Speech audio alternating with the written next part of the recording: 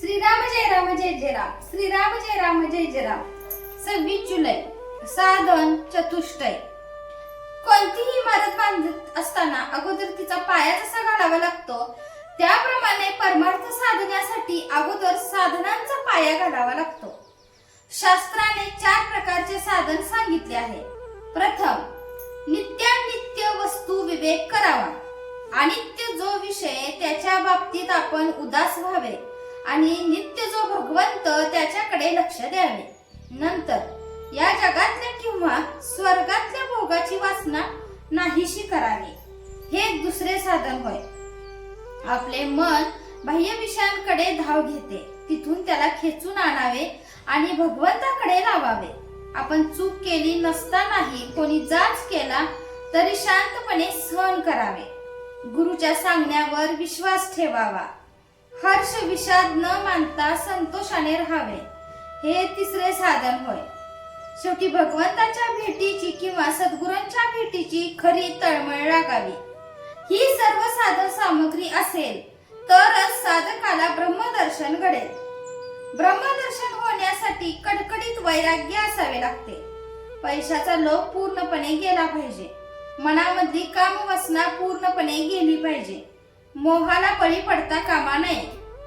नुसता प्रपंच चांगला करणे हे काही मनुष्य जन्माचे ध्येय नव्हे। जनावरे देखील आपापला प्रपंच करतातच।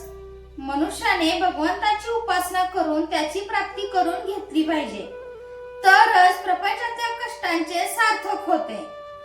सध्याच्या परिस्थितीमध्ये उपासना करायला नामासारखा सोपा उपाय नाही।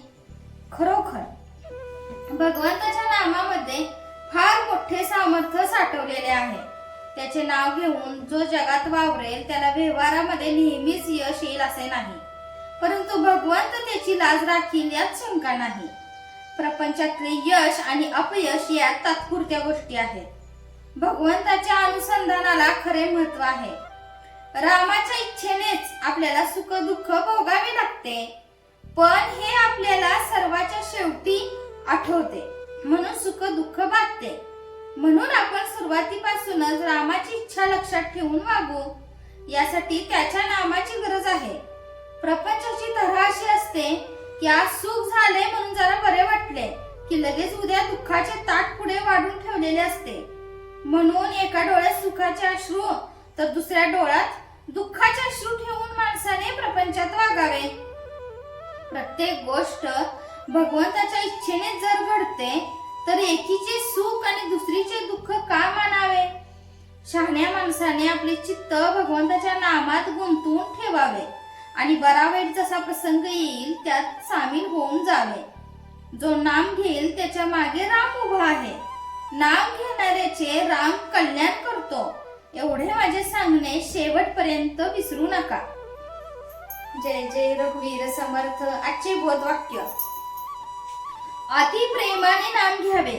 नामात तल्लीन झाल्यावर देहाची सुख दुःखे बाधणार नाहीत।